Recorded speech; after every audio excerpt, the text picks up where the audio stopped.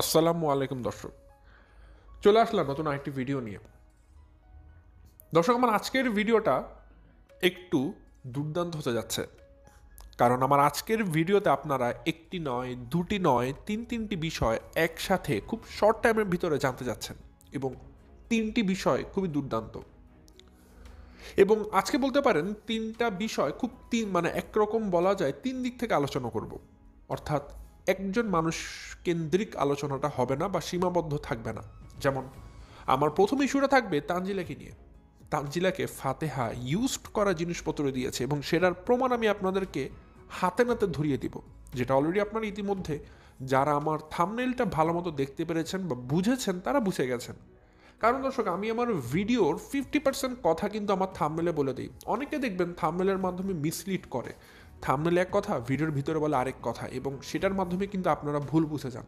But আপনারা যদি খুব মনোযোগ সহকারে আমার থাম্বনেলটা পড়েন বা একটা মিনিট সময় নিয়ে আমার প্রত্যেকটা ছবি, প্রত্যেকটা শব্দ, প্রত্যেকটা জায়গার অর্থ বোঝার চেষ্টা করেন, দেখবেন কি থাম্বনেল থেকে আপনারা আমার ভিডিওর 50% ইনফরমেশন পেয়ে যাবেন। বাট আমি জানি না কত দূর আপনারা আমার থাম্বনেলটা বোধগম্যভাবে বুঝতে পারেন। যেমন আজকের থাম্বনেলটা দেখলে আপনারা হয়তো ভিডিওর ম্যাক্সিমাম জিনিসই জেনে গেছেন ইতিমধ্যে। আচ্ছা, যাই হোক, দ্বিতীয় যে বিষয়টা থাকবে আমার আজকের ভিডিওতে সেটা হচ্ছে, অ্যাজ ইউজুয়াল আপনারা সবাই জানেন মিম মা হতে যাচ্ছে, এবং মিম অলরেডি কিন্তু একটা সন্তানের জননী। আবদিয়া কিন্তু প্রায় বলতে পারেন সময়ের সাথে সাথে বড় হচ্ছে, কিন্তু মিমের কাছে আবদিয়া এখন একটা বোঝা স্বরূপ। মিম আবদিয়াকে আর পছন্দ করছে না। মিমের কাছে মনে হচ্ছে আবদিয়া তার কাছে এখন একটা আবর্জনা মাত্র। আবদিয়াকে কোনোভাবে তার লাইফ থেকে বের করতে পারলে ভালো হতো। বাট একটা জায়গাতে মিম স্টাক হয়ে যায় প্রত্যেকটা বার। এই কাজ করতে গেলেই সে থমকে দাঁড়ায় যখন সে ভাবে আবদিয়া না থাকলে তার এই যে এত শখের যে একটা ইউটিউব চ্যানেল বাংলাদেশি ব্লগার মিম, তার এই চ্যানেলটা কীভাবে চলবে। সে তো আবদিয়াকে বিক্রি করে এই চ্যানেলটা খাচ্ছে, তাই না, সিঙ্গেল মাদার ট্যাগ দিয়ে। যদি এখন সে সিঙ্গেল মাদার বলা যাবে না তাকে আর, কারণ সে এখন বাবুকে বিয়ে করেছে। তো সেই ক্ষেত্রে মিমের কাছে এখন আবদি হচ্ছে একটা পথের কাঁটা, যাকে সে এখন ফেলে দিতেও পারছে না, আবার নিয়ে চলতেও পারছে না। সে কী করবে নিজেও বুঝতে পারছে না। যেমনটা আজকের একটা ঘটনা আপনাদেরকে বলবো। মিম বলবো না যে হচ্ছে গিয়ে দুর্ভাগ্যক্রমে বা ভুলবশত, বলবো ইন্টেনশনালি, বা আপনারা দেখলেই দেখবেন আপনাদের গা শিউরে উঠবে যে ঘটনাটা বলবো, যে আবদিয়া একদম দুনিয়া ছেড়ে চলে যেতে পারতো। এই ঘটনার পর আমি বললাম তো দর্শক, এই ঘটনা আপনারা দেখলে আপনাদের প্রত্যেকটা মানুষের গা শিউরে উঠবে। এই সামান্য 1 সেকেন্ড এদিক সেদিক হলে আবদি আজকে হয়তো দুনিয়া ছেড়ে চলে যেতে পারতো, এত ভয়ানক রকমের দুর্ঘটনা ঘটে যেতে পারতো। বাট মিমের কিছু মনে হয়নি। মিম হি হি হা হা করছে, কারণ মিম চাচ্ছে যে আবদিয়া চলে যাক। বাট ওই যে বললাম, এখন ফেলেও দিতে পারছে না, নিয়ে চলতেও পারছে না, এমন একটা অবস্থা মিমের হয়েছে। সো দ্বিতীয় বিষয় থাকবে মিম এবং আবদিয়াকে নিয়ে। এবং সর্বশেষ যে বিষয়টা থাকবে সেটা হচ্ছে কি আমাদের অতি শিক্ষিত, আমাদের 5 তলা ফাউন্ডেশনওয়ালা বিল্ডিংয়ের ম্যাডাম খুকিকে নিয়ে, যিনি আসলে 5 তলা নাকি ফাউন্ডেশন দিয়ে বাড়ি উঠিয়েছে। সে এখন হিংসাতে খালি কাতরাচ্ছে, তার এখন কষ্ট হচ্ছে, সে সহ্য করতে পারছে না যে এখন মিমদের বিল্ডিংয়ের বাসা হচ্ছে, ঠিক আছে, ঢালাই করা ছাদের বিল্ডিংয়ে তারা এখন থাকবে, তার শাশুড়ি থাকবে। এটা খুকি কোনোভাবেই সহ্য করতে পারছে না, কারণ এতদিন পর্যন্ত তাদের ঘরে শুধুমাত্র খুকিরই ঘরটা ছিল ঢালাই করা, আর তার শাশুড়ি থাকতো টিনের ঘরে। এখন তাদেরও ঢালাই করা ঘর উঠছে, এটা আসলে খুকি কোনোভাবে মেনে নিতে পারছে না। এই জন্য ঘরের মধ্যে এখন উঠতে বসতে খালি ঝগড়া লাগে। সে ঝগড়া শুনে সাবিনা বলছে, আমি ভাই তাড়াতাড়ি খেয়ে দিয়ে পালাই, আমার এই সমস্ত কথার পারাপারির মধ্যে থাকতে আর মন চাচ্ছে না। এই সমস্ত বিষয় নিয়ে আমার আজকের ভিডিওটা সাজিয়েছি দর্শক। প্রত্যেকটা সেগমেন্ট খুবই দুর্দান্ত হতে যাচ্ছে, প্রত্যেকটা জায়গা থেকে আপনারা নতুন নতুন ইনফরমেশন জানতে পারবেন। সো যাদের কাছে মনে হয় যে এই জিনিসটা আপনাদের কাছে জানা উচিত, অবশ্যই পুরো ভিডিওটা দেখবেন, তাহলে ইন ডিটেলস সব কিছু জেনে যাবেন। সো দর্শক, বেশি কথা না বাড়িয়ে চলুন শুরু করা যাক আমার আজকের ভিডিও। শুরুতে বলে রাখি, আপনারা যারা নতুন এখন পর্যন্ত আমার চ্যানেলটিকে সাবস্ক্রাইব করে পাশে থাকা ছোট্ট বেল আইকনটা বাজিয়ে অল নোটিফিকেশন অন করেনি অবশ্যই করে দিবেন। আর যারা ভিডিওটা দেখছেন লাইক দিয়ে ভিডিওটি দেখা শুরু করবেন। দর্শক, আমি আমার ভিডিওর মূল কথা শুরু করে দেই। শুরুতেই বলেছিলাম যেমনটা, আজকের ভিডিওর প্রথম সেগমেন্ট আমি শুরু করব তানজিলাকে নিয়ে। আপনারা জানেন যে ফাতেহা নাজিন এবার বাংলাদেশে এসেছে। বাংলাদেশে আসার পরে সে ডিরেক্টলি পাবনা গিয়েছে, সেখানে কিছুদিন থেকে টেকে সে এখন আবার এরোপ্লেনে করে সে মালয়েশিয়ার উদ্দেশ্যে রওনা দিয়ে চলে গেছে। কথা হচ্ছে তার এই ট্যুরটা বা এবারের তার জার্নিটা কতটুকু সাকসেস হয়েছে। আপনারা সবাই জানেন তারা যে ইউটিউবার তারা কিন্তু বাবা মার সাথে বা তারা কিন্তু ফ্যামিলির সাথে দেখা সাক্ষাৎ করতে ট্যুর দেয় না। তাদের কাছে প্রত্যেকটা ট্যুরের অর্থ হচ্ছে আমরা এই ট্যুর থেকে কতটুকু লাভ করতে পারলাম, ইউটিউবে ভিডিও দিয়ে কত টাকা কামাতে পারলাম, এটা হচ্ছে তাদের উদ্দেশ্য থাকে, যেটাকে অসৎ উদ্দেশ্য বলতে পারেন। যদি এবার ফাতেহার খুব একটা লাভ হয়নি, লস ছাড়া ফাতেহা এবার একটা লস প্রজেক্ট ছিল প্রথম দিন থেকেই। যখন ফাতেহা বাংলাদেশে পৌঁছেছিল তখনই কিন্তু আপনারা বুঝেছেন যে ফাতেহাকে রিসিভ করার জন্য এবার কিন্তু বাপ্পি যায়নি। এটা দেখে বোঝা গিয়েছে যে বাপ্পির আসলে তার বোন যে দেশে এসেছে সেটার প্রতি কতটুকু আগ্রহ। এর আগের দিনগুলোতে আমরা দেখতাম যখন ফাতেহা দেশে আসবে তার আগে থেকেই অনেক আয়োজন করা হতো, ঠিক আছে। বাপ্পি গাড়ি ভাড়া করে ঢাকাতে চলে যেত ফাতেহাকে আনার জন্য, অনেক কিছু করা হতো। কিন্তু এবার দেখলাম বাপ্পি যাও তো দূরের কথা, সামান্য যে গাড়ি ভাড়া করে পাঠানো হয়েছে সে গাড়ির অবস্থাও খুব একটা ভালো না, ভাঙাচুরা বটবটি গাড়ির মতো, ঠিক আছে, অনেকটা তাই বলা চলে। তো যাই হোক ফাতেহাকে ওরকম গুরুত্ব এবার দেওয়া হয়নি। তো তারপরও সে এসেছে, সে পাবনা গিয়েছে, যাওয়ার পরে তার সাথে কিন্তু খুব একটা যে থাকে না যে ম্যাডাম ম্যাডাম সম্পর্ক, ওইরকমও কিন্তু কেউ করেনি। তো এবার ফাতেহার জন্য এই ভ্রমণটা আসলে বলা যায় একটা খুবই লেম একটা ভ্রমণ ছিল, কারণ তার এখানে কোনো লাভ হয়নি, লোকসানটাই বেশি হয়েছে। তো যাই হোক, ফাতেহা তানজিলার জন্য কিছু উপহার নিয়ে এসেছে, গিফট এনেছে। সেই গিফট ব্যাগটা তানজিলাকে দেওয়া হয়েছে। তো তানজিলা আজকে সেই গিফট ব্যাগগুলোর ভিতরে কী কী আছে সেগুলো আনবক্সিং করে দেখাচ্ছিল যে ভিতরে কী কী দিয়েছে ফুপি। যদিও সে বারবার বলছিল এগুলো দরকার ছিল না, না দিলে ভালো হতো, বাট তানজিলার চোখে মুখের এক্সপ্রেশন থেকে বোঝা যাচ্ছিল তানজিলা খুবই ক্ষিপ্ত, তানজিলার কাছে খুবই বিরক্তিকর লেগেছে জিনিসপত্রগুলো দেখার পর। তো তানজিলা একটা একটা করে বের করছিল। সর্বপ্রথম বের করেছে একটা শ্যাম্পু, বলেছে এটা ফুপি দিয়েছে শ্যাম্পুটা। তারপর সাবান, ফেস ওয়াশটা বের করার সময় বলছিল যে এটা ফেস ওয়াশটা অনেক ভালো, ঠিক আছে। যদিও পরবর্তীতে আবার বলছে ভালো হলেও আমি আবার এই ফেস ওয়াশ মুখে মাখি না। নিভিয়ার একটা ময়শ্চারাইজার ক্রিম দেওয়া হয়েছিল, সেটা আবার তানজিলা বলছে ভালো, এটা আমাদের বাসাতেও আছে, বাট এটা দিলে গাটা কেমন যেন কালো কালো লাগে। আচ্ছা, মানে প্রত্যেকটা জিনিসেরই একটা করে দোষ আছে, মানে তানজিলা বুঝাচ্ছে এগুলো কোনোটা আমি ব্যবহার করব না। বাট মোস্ট ইম্পর্টেন্ট যে কথাটা সেটা হচ্ছে শ্যাম্পুকে নিয়ে, এবং শ্যাম্পুর ছবিটা আমি আমার থাম্বনেইলেও ব্যবহার করেছি। আপনারা যদি কেউ শ্যাম্পুর ছবিটাকে দেখেন, মনোযোগ দিয়ে দেখলে দেখবেন একটা নতুন শ্যাম্পুর বোতল, বাট সেখানে অর্ধেকের বেশি শ্যাম্পু গায়েব, মিসিং। এবং তানজিলা বলছিল যখন শ্যাম্পুর বোতলটা ধরে দেখাচ্ছিল, বলছিল শ্যাম্পু মনে অনেকখানি পড়ে গেছে এবং শ্যাম্পু লেগেও আছে। আসলে কি দর্শক, একটা শ্যাম্পু কখনো এভাবে পড়ে যাবে বা এতগুলো নষ্ট হয়ে যাবে এমনটা কিন্তু নয়, তাহলে সব জিনিসপত্রে নষ্ট হয়ে যেত। একটা শ্যাম্পুর বোতল থেকে অর্ধেক বোতল শ্যাম্পু পড়ে গেলে ব্যাগের সমস্ত জিনিসপত্র নষ্ট হয়ে যেত, এবং এটা সবাই দেখতে পারতো ব্যাগটা আনবক্সিং করার সময়। বাট তেমন কিন্তু কোনো ঘটনা ঘটেনি। অর্থাৎ আমি যেটা বুঝাতে চাচ্ছি, এই যে শ্যাম্পুটা, এই শ্যাম্পুটা যথেষ্ট বাজে একটা শ্যাম্পু, এবং ফাতেহা তার জন্য হয়তো কিনেছিল, কেনার পর দেখেছে এটা আসলে রিভিউটা খুব খারাপ, তার চুলের কোনো ইমপ্রুভমেন্ট পাচ্ছে না, যার কারণে অর্ধেক বোতল ব্যবহার করার পর সেই শ্যাম্পুটাকে, ইউজ করা শ্যাম্পুটা তানজিলাকে দিয়ে দিয়েছে। ভেবেছে বিদেশি প্রোডাক্ট পেয়ে হয়তো মুখে লালা চলে আসবে, ঠিক আছে, ব্যবহার করতে শুরু করে দিবে। বাট ভুলে গেছে তানজিলারও টাকার আসলে এখন বর্তমানে অভাব নেই, যে পরিমাণ সে ব্যবসা করছে আর ইনকাম করে যাচ্ছে। তো আপনারা কষ্ট করে ফাতেহার দশের শ্যাম্পুর বোতলটা ছবি আমার থাম্বনেল থেকে দেখে নেবেন, দেখবেন স্পষ্টভাবে দেখা যাচ্ছে শ্যাম্পুর অর্ধেক বোতল খালি। যদি থাম্বনেলে আপনাদের কাছে ছবিটা স্পষ্ট না হয় বা ঝাপসা লাগে, সেক্ষেত্রে আপনারা তানজিলের ভিডিও থেকেও দেখে আসতে পারেন, একদম স্পষ্টভাবে দেখা যাচ্ছে বোতলের মধ্যে অর্ধেক শ্যাম্পু নেই। আমার কথা, শ্যাম্পু কোথায় গেল? যদি অর্ধেক শ্যাম্পু ব্যাগের মধ্যে লিক হয়ে পড়ে যেত, ফাতেহা তো সবার আগেই বলতো কি হলো, শ্যাম্পু তো পড়ে গেল, আমার জিনিসপত্র নষ্ট হয়ে গেল। এমন কোনো কিছু কিন্তু শোনা যায়নি। অর্থাৎ আমি আপনাদের ওভার কনফিডেন্টলি বলছি এটা ইউজড একটা প্রোডাক্ট, ফাতেহা ব্যবহার করে তারপর তানজিলাকে এই শ্যাম্পুটাকে দিয়েছে গিফট হিসেবে। এখানে কোনো সন্দেহ নেই, দ্বিমত পোষণ করারও কিছু নেই। তো যাই হোক, এগুলো কিন্তু তানজিলা আসলে লাস্ট একটা কথা বলেছে, এগুলো না দিলেও হতো। আমি এখানে এগুলো পেয়ে অনেক অনেক খুশি। আসলে তানজিলা এগুলো ভেঙ্গিয়ে বলছে, আসলে ভেঙ্গিয়ে বলবে না কেন, যে সমস্ত জিনিস দিয়েছে, এত জিনিস দিয়েছে, আসলে এইগুলো দেওয়ার চেয়ে না দেওয়া ভালো ছিল। এগুলো দিয়ে আসলে মানের জ্যোতি নষ্ট করা আসলে, ঠিক আছে। এবং সাকিবকে একটা ঘড়ি দিয়েছে, দেখলাম সাকিবও ঘড়িটাকে পরোটারে আবার সুন্দর করে প্যাকেট করে রেখে দিচ্ছে। আসলে তাদের কাছে গিফটের কোনো কিছুই ভালো লাগেনি। চকলেট খেতে বসেছে, চকলেট খেতে গিয়ে বলছে মানে এই চকলেটটা আমি আবার খাই না, মানে সব কিছুতে তানজিলা একটা করে কিন্তু দোষ ধরেছে। সে যাই হোক, এটা ছিল তানজিলা এবং ফাতেহা সম্পর্ক। বাট আরও একটা ইম্পর্টেন্ট ইস্যু এখান থেকে মিস চলে যাচ্ছে, যেটা আসলে না বললেই নয়। আপনারা জানেন তানজিলার এই যে ড্রেসের ব্যবসা বা তানজিলার ব্যবসাকে দেখে কিন্তু অনেকে ইন্সপায়ার হয়ে তারাও ড্রেসের ব্যবসা শুরু করেছিল, যেমনটা মিম ড্রেস কিনেছে, ড্রেসের ব্যবসা শুরু করেছে, অনেক কিছু করেছে, বাট আলটিমেটলি তার কোনো ফল নেই। আরিফকে দেখবেন, আরিফও পাঞ্জাবির একটা অনলাইন শপ খুলেছিল এবং অ্যাট লাস্ট বালিশ ম্যাডামও খুলেছে।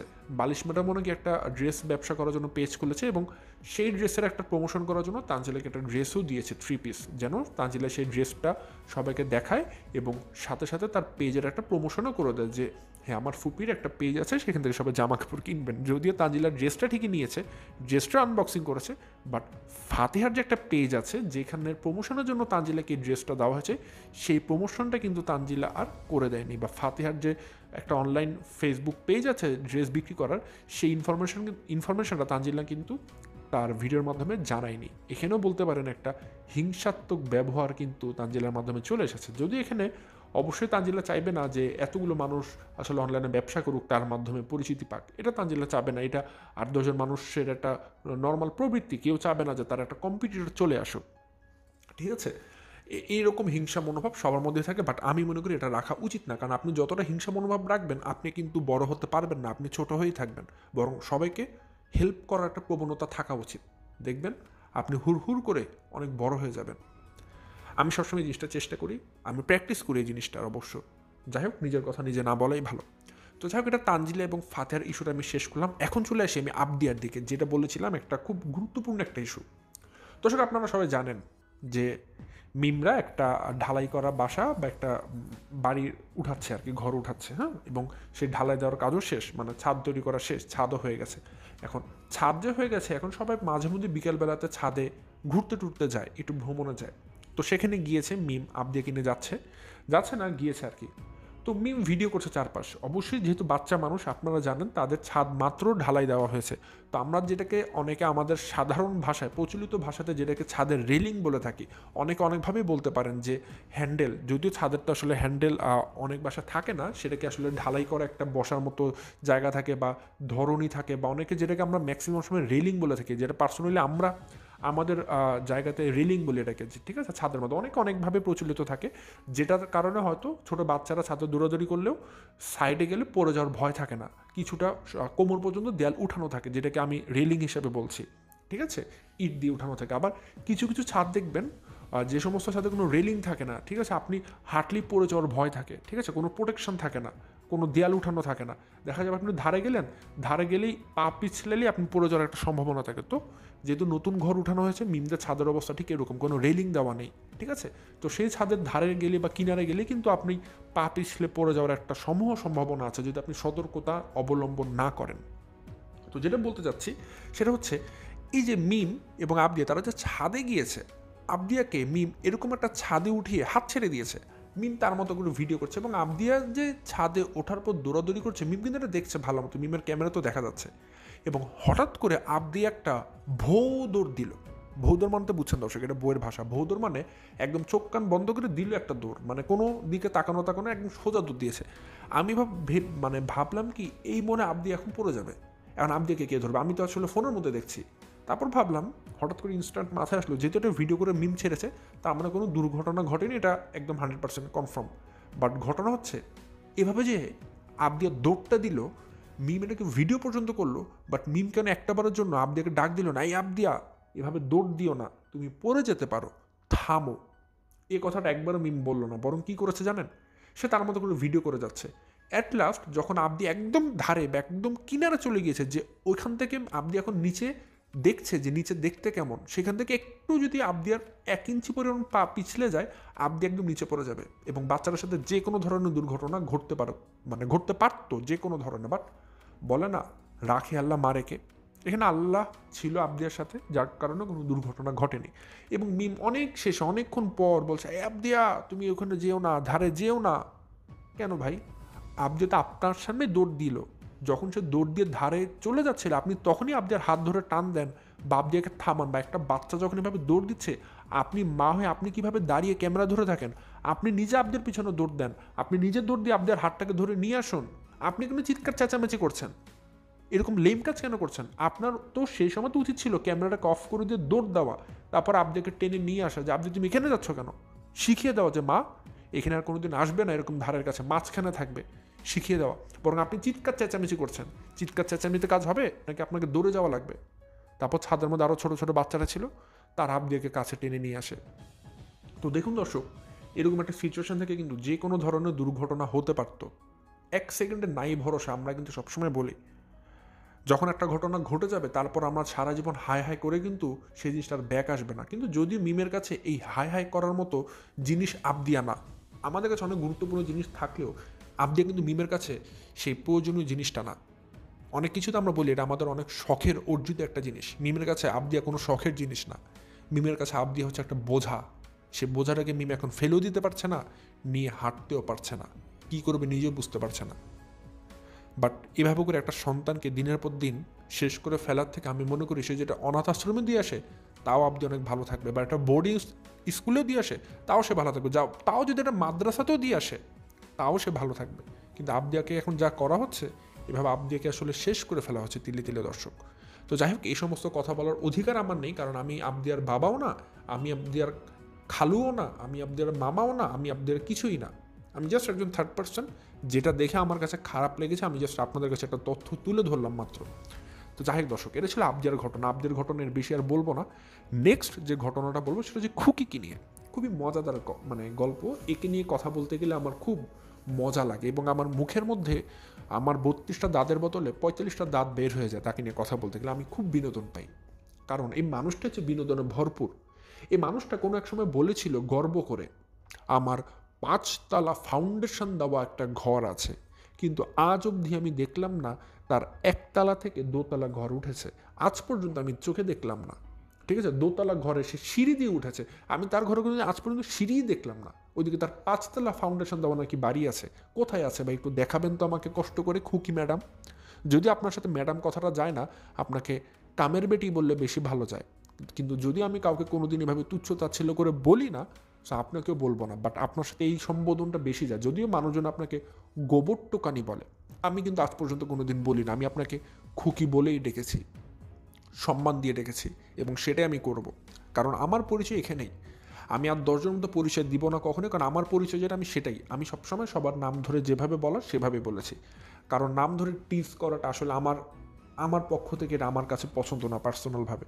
তো যাই হোক, যেটা বলছিলাম আমি খুকিকে, যে সে বর্তমানে যেটা হয়েছে আপনারা জানেন যে মিম যেহেতু ঘর উঠাচ্ছে এবং তারা 3 বোন মিলেই একরকম বলা যায় ঘর উঠাচ্ছে টাকা পয়সা দিয়ে। ঘরটা ভালোই বড় করে উঠাচ্ছে, বড় সড়ো করে, এবং খুব মজবুত করে উঠানোর চেষ্টা করছে। আপনারা দেখেছেন রড সিমেন্ট ঢালাই যা যা লাগে সবই তারা ভালোভাবে দেওয়ার চেষ্টা করছে। এবং খুকির একটা ঘর আছে, এখন পর্যন্ত তাদের ওই বাড়ির মধ্যে দেখা গিয়েছিল ঝড় ঝাপটার মধ্যে খালি খুকি সেফলি থাকতো, কারণ খুকির যে ঘরটা ছিল উঠানো সেটা ঢালাই করা ঘর ছিল, ছাদ দেওয়া ছিল, এর জন্য খুকি খুব ভালো মতো থাকতো ঝড় বৃষ্টি বাদলে।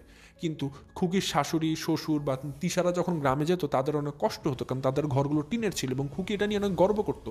তিশা মিম তাদেরকে তাদের ঘরে উঠতে দিত না, তার শাশুড়িকে থাকতে দিত না। এই জিনিসগুলো আসলে তিশাদের মনে একটা দাগ কাটে, এবং তারা সবাই মিলে একটা স্টেপ নিয়েছে যে তারা এখন ঘর উঠাবে, এবং ঘর ঠিকই তারা উঠাচ্ছে। এটা এখন আর খুকি সহ্য হচ্ছে না, কারণ খুকি এতদিন যে গর্ব করতো তার বাড়ি নিয়ে, তার ঘর নিয়ে, এখন তার চাইতে বড় ঘর, তার চাইতে মজবুত ঘর, তার চাইতে সুন্দর ঘর তার শাশুড়ি হতে যাচ্ছে, এবং তার শাশুড়ি এখন সেই ঘরেও থাকবে। তো এটা আসলে খুকি কোনোভাবেই মেনে নিতে পারছে না। উপর দিয়ে তার যে জামাই মিজান, যেটাকে আপনারা সবাই হাবাগোবা বলে থাকেন, সেই মানুষটা আবার তাদের ঘর উঠানোতে সাহায্য করছে। এটা আবার খুকি কোনোভাবেই মেনে নিতে পারছে না, যে প্রথমত তো সহ্যই করতে পারছে না এরকম ঘর উঠানো হচ্ছে, আবার সেই ঘর উঠানোর কাজে মিজান সাহায্য করছে তার 2 হাত দিয়ে। এটা তো খুকির কাছে আরও যন্ত্রণাদায়ক।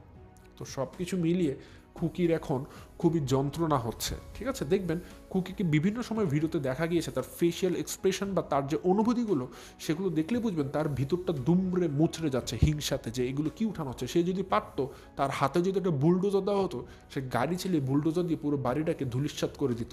কিন্তু আফসোস, এটা খুকি চাইলে করতে পারবে না। জাস্ট মনে মনে ওই যে এখন বর্তমানে দেখছেন না দাবানল হচ্ছে বা আগুনে পুড়ে যাচ্ছে বিভিন্ন পাশ্চাত্য অনেক দেশের মধ্যে, তো খুকির মনটা বা খুকির হৃদয়টা এখন ঠিক সেভাবেই দাবানলের আগুনের মতো খালি পুড়ে ছারখার হয়ে যাচ্ছে, বাট খুকির করার কিছুই নেই। আর চারপাশ থেকে খালি মিম বাবু তারা হই হুল্লোড় করছে, চিৎকার চেঁচামেচি করছে খুশিতে, আনন্দ আটখানা হয়ে, এবং খুকি খালি সেগুলো শুনে যাচ্ছে। মিমরা বুঝতে পারছে ভালো মতো যে খুকির মনে একটা হিংসা, একটা জেলাসি কাজ করছে। এই কারণে তারা আরও বেশি বেশি করে খুকিকে এই ধরনের কথাবার্তা বলে উত্ত্যক্ত করছে। তো যাই হোক দর্শক, যে আজকে এই 3টা বিষয় নিয়ে আমার ভিডিও দেওয়ার দরকার ছিল মনে করি, এবং খুবই সুন্দর কিছু বিষয়, দুর্দান্ত কিছু বিষয় নিয়ে কথা বললাম। ফাতেহা তানজিলার বিষয়, দেন আবদিয়া মিমের বিষয়, এবং খুকির সাথে তাদের পুরো পরিবারের বিষয়টা। আপনারা চাইলে এই জিনিসগুলো তাদের ভিডিও দেখে, রিসেন্ট যে ভিডিওটা গতকালকে দিয়েছে সেখান থেকে দেখে আসতে পারেন। তো এই ছিল দর্শক আমার আজকের ভিডিও। আজ আর বেশি কথা বাড়াচ্ছি না, আজকের ভিডিও এই পর্যন্তই। সবাই পরবর্তী ভিডিও দেখার জন্য অবশ্যই অপেক্ষা করবেন, এবং সামনে আমি আরও দুর্দান্ত ভিডিও নিয়ে আসছি, সে পর্যন্ত অপেক্ষা করবেন। সো দর্শক, আজকে এই পর্যন্ত। সবাই ভালো থাকবেন, সুস্থ থাকবেন। আসসালামু আলাইকুম।